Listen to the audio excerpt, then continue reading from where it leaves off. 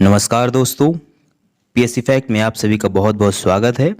आज 18 और 19 अक्टूबर के करंट अफेयर्स के बारे में हम चर्चा करने वाले हैं। तो चलिए टॉपिक को शुरू करते हैं। हमारा आज का पहला प्रश्न है, किस प्रदेश में दुनिया की सबसे लंबी बायलेन सुरंग सेला सुरंग पूरी होने के करीब है, अर्थात पूर्ण होने वाली है इस अक्टूबर माह में? अरुणाचल प्रदेश में। सेला सुरंग को सेला दर्रे के करीब 4200 मीटर नीचे बनाया गया है, जो अक्सर बर्फबारी और भूस्खलन की वजह से बंद रहता है।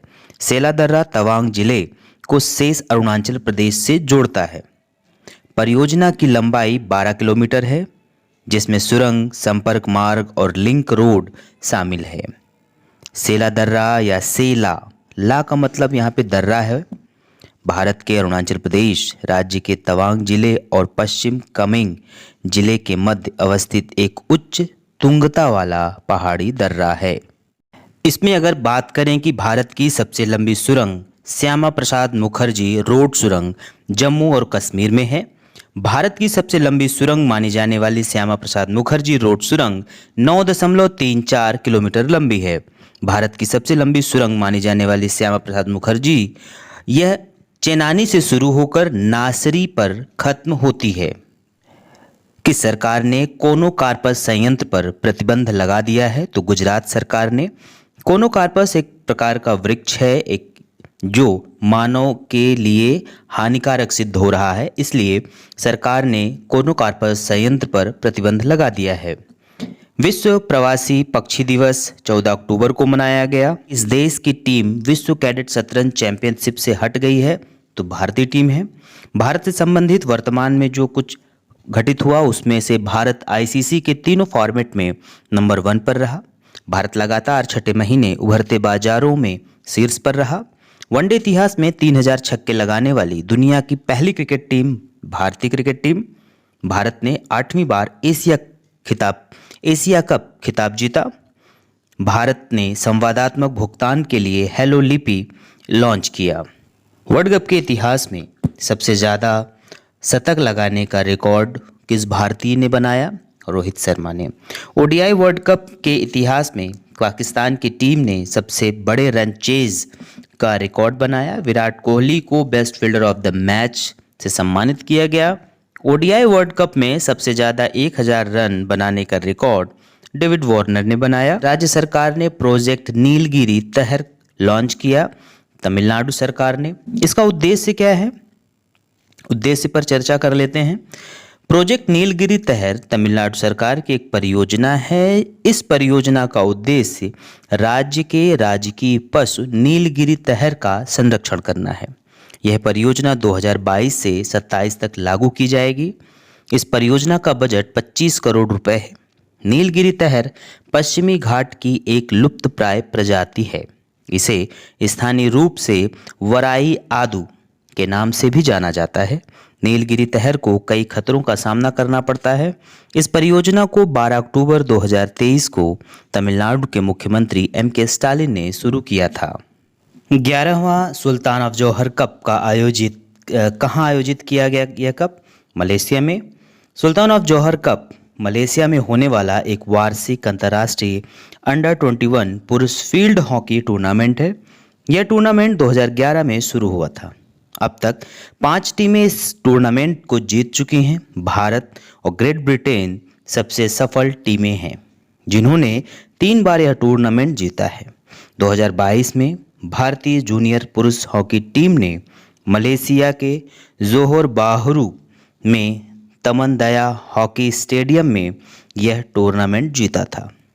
फाइनल में भारत ने ऑस्ट्रेलिया को 5-4 से हराया। निर्धारित समय में मैच 1-1 से बराबर रहा। भारत ने यह टूर्नामेंट तीसरी बार जीता। इससे पहले भारत ने 2013 और 2014 में यह टूर्नामेंट जीता था। चौथे एशियाई पैरा खेल कहाँ शुरू हो रहे हैं? चीन में। कुछ फैक्ट और देख लेते हैं भारत और चीन से संबंधित। भारत ने चीन से सौर ऊर्जा आयात में 76% तक की कटौती की है। चीन ने बच्चों द्वारा स्मार्टफोन के उपयोग को 2 घंटे तक सीमित करने की योजना बनाई है। चीन ने 16 मेगावाट क्षमता वाली दुनिया की सबसे बड़ी पवन टरबाइन को सक्रिय किया है। आरटीआई अधिनियम लागू होने की कौन सी वर्षगांठ मनाई है? 18वीं। यह अधिनियम 12 अक्टूबर 2005 को लागू हुआ था। सीआईसी का गठन भी 12 अक्टूबर 2005 को हुआ। सीआईसी का अधिकार क्षेत्र सभी केंद्रीय सार्वजनिक प्राधिकरण तक फैला हुआ है। यह अधिनियम 12 अक्टूबर 2005 को लागू हुआ था। मनमोहन सिंह के नेतृत्व में यूपीए सरकार ने 2005 में आरटीआई कानून लागू किया। भारतीय नौसेना ने वार्षिक संयुक्त मानवीय सहायता और आपदा राहत अभ्यास चक्रवात 2023 का आयोजन कहाँ किया? गोवा में। भारत का पहला लाइट हाउस उत्सव गोवा में आयोजित हुआ। गोवा के मुख्यमंत्री ने the biodiversity Atlas of मायम village का अनावरण भी किया। गोवा दुनिया की सबसे बड़ी राष्ट्रीय पुरुष प्रतियोगिता की मेजबानी करने वाला है। अगला प्रश्न देख लेते हैं, किसे नवरत्न कंपनी का दर्जा दिया गया? तो RITES को। IOC ने चार्टर के उल्लंघन के लिए किस देश की ओलंपिक समिति को निलंबित कर दिया है? रूस की। भारतीय आम महोत्सव आमरस का उद्घाटन मॉस्को में किया गया।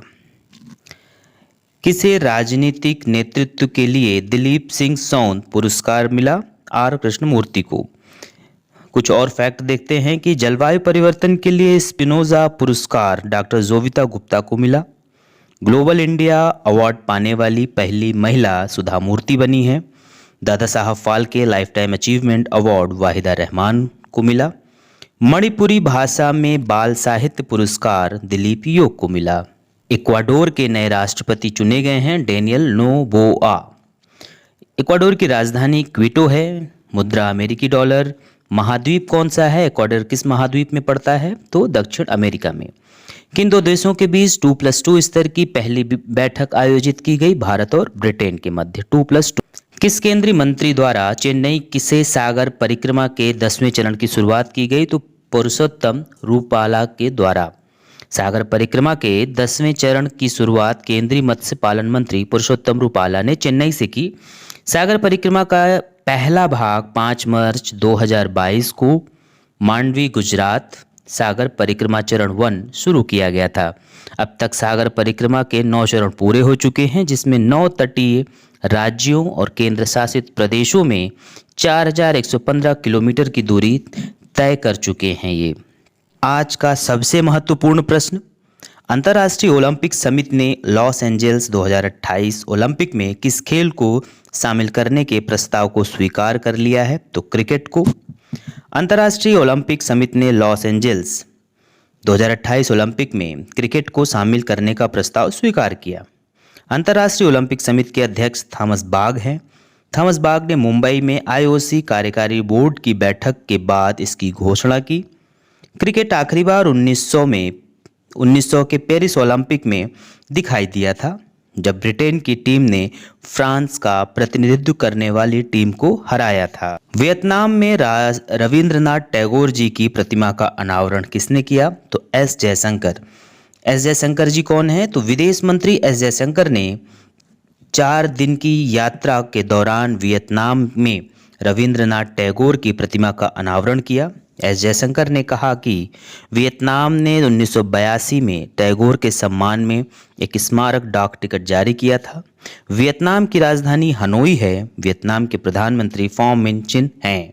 एनिमेटेड सीरीज क्रिस, ट्रिस और बाल्टी बॉय भारत हैं हम का ट्रेलर किसने लॉन्च किया? अनुराग ठाकुर ने। केंद्रीय मंत्री अनुराग ठाकुर ने एनिमेटेड श्रृंखला क्रिस, ट्रिस और बाल्टी बॉय भारत हैं हम का ट्रेलर लॉन्च किया। इसका निर्माण केंद्रीय संचार ब्यूरो, सूचना एवं प्रसारण मंत्रालय और ग्राफिटी स्टूडियो द्वारा संयुक्त रूप से किया गया है।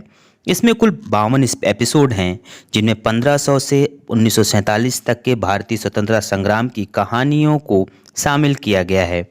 इस श्रृंखला की मेजबानी प्रतिष्ठित एनिमेटेड पात्रों क्रिस, ट्रिस और बाल्टी बॉय द्वारा की गई है। नागालैंड के पहले मेडिकल कॉलेज का उद्घाटन किसने किया? मनसुख मांडविया जी ने। नागालैंड में अब तक के पहले मेडिकल कॉलेज का उद्घाटन किया गया है। इसे Nagaland institute of medical science and research का नागालैंड विश्वविद्यालय से संबंध रहेगा। इस मेडिकल कॉलेज में शैक्षणिक सत्र 2023-24 में 100 MBBS छात्रों को प्रवेश देने की अनुमति दी गई है। नागालैंड पूर्वोत्तर भारत में म्यांमार की सीमा से लगा हुआ एक राज्य है। किस हॉलीवुड अभिनेता को सत्यजीत रे लाइफ टाइम अचीवमेंट पुरस्कार से सम्मानित किया गया? Michael Douglas. हॉलीवुड अभिनेता और निर्माता माइकल डगलस को 54वें भारतीय अंतर्राष्ट्रीय फिल्म महोत्सव में प्रतिष्ठित सत्यजीत रे लाइफ टाइम अचीवमेंट पुरस्कार से सम्मानित किया गया। हॉलीवुड अभिनेता माइकल डगलस ने अपने करियर के दौरान 2 अकादमी पुरस्कार, 5 गोल्डन ग्लोब पुरस्कार और 1 एमी अवार्ड जीता है। हॉलीवुड अभिनेता माइकल डगलस को 1998 में निशस्त्रीकरण मुद्दों पर उनकी प्रतिबद्धता के लिए संयुक्त राष्ट्र शांति दूत नियुक्त किया गया था। पहली हॉकी इंडिया सब जूनियर पुरुष और महिला वेस्ट जोन चैंपियनशिप 2023 का खिताब जीता। मध्य प्रदेश राज्य ने पहली हॉकी इंडिया सब जूनियर पुरुष और महिला वेस्ट जोन चैंपियनशिप 2023 का खिताब अपने नाम कर लिया है। किस सीमेन स्टेशन ने देश में पहला स्थान प्राप्त किया है? राहुरी सीमेन स्टेशन ने। गुणवत्ता पशु अनुवांशिकी से लेकर स्वास्थ्य और सुरक्षा नियमों के मानकों पर राष्ट्रीय डेयरी विकास बोर्ड के महाराष्ट्र राज्य राहुरी सीमेन स्टेशन ने हाल ही में देश में पहला स्थान प्राप्त किया। विश्व आघात दिवस 17 अक्टूबर 2023 को मनाया गया। 17 अक्टूबर 2023 को संपूर्ण विश्व में विश्व ट्रॉमा आघात दिवस मनाया गया। आघात का मतलब किसी भी तरह की शारीरिक एवं मानसिक चोट हो सकती है। देश में किस जगह 15,500 फीट की ऊंचाई पर पहला मोबाइल टावर लगाया गया? सियाचिन ग्लेशियर में। 17 अक्टूबर 2023 अंतर्राष्ट्रीय गरीबी उन्मूलन दिवस और विश्व आघात दिवस के रूप में मनाया गया। NSO के आधिकारिक आंकड़ों के अनुसार अगस्त में भारत का औद्योगिक उत्पादन कितने प्रतिशत बढ़ा? तो तकरीबन 10.3%। जापानी कॉस्मेटिक कंपनी सियासिडो की पहली इंडियन एम्बेसडर तमन्ना भाटिया बनी। मुद्रास्फीति सितंबर महीने में घटकर कितने प्रतिशत पहुंच गई? 5.02%। तो दोस्तों ये 18 और 19 अक्टूबर तक के करंट अफेयर्स थे। इसकी PDF मैं आपको आपके टेलीग्राम लिंक में सेंड कर दूंगा, प्लीज़ आप उसे ज्वाइन कर सकते हैं। देखने के लिए धन्यवाद।